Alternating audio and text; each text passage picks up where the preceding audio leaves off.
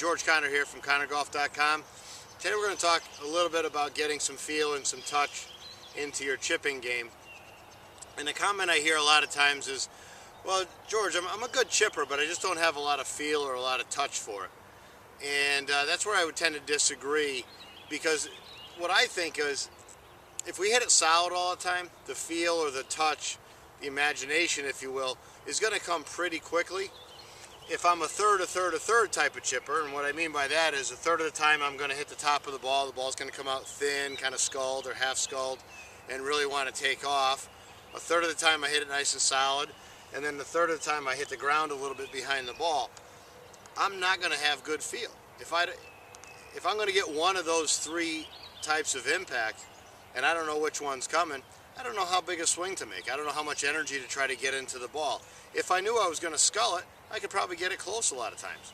I would just take a little tiny swing and just know that it's not going to get in the air, it's not going to have any spin on it, and it's just going to want to take off when it gets on the green.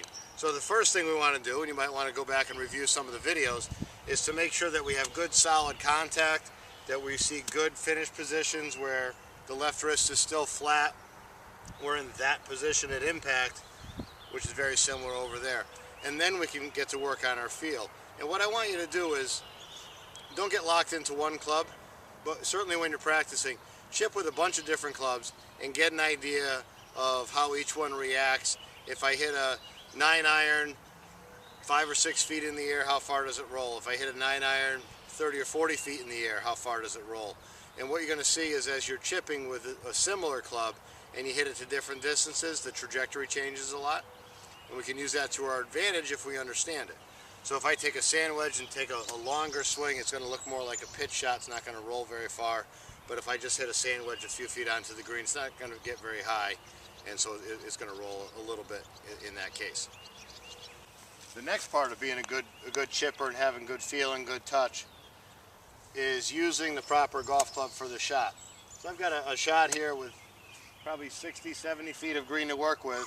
And I see a lot of people that they love to use their sand wedge around the greens. Well, if I'm going to use my sand wedge near the green, I'm going to end up throwing this pretty high up in the air, and now I'm subject to getting the right type of bounce, having it release the amount that I would expect. A much easier way to do that would be to take a much flatter club, with less loft and a smaller swing. So I've got a couple sticks there.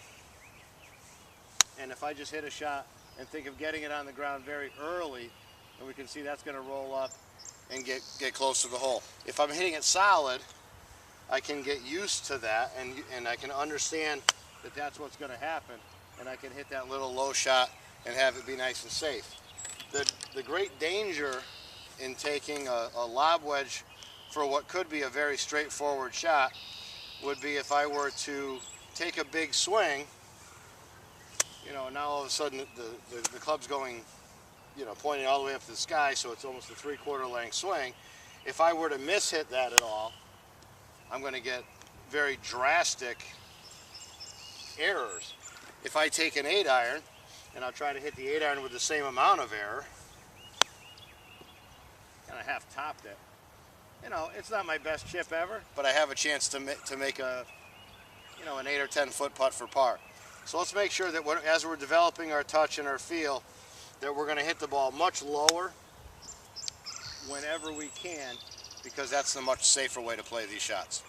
Thanks a lot, and let's get practicing.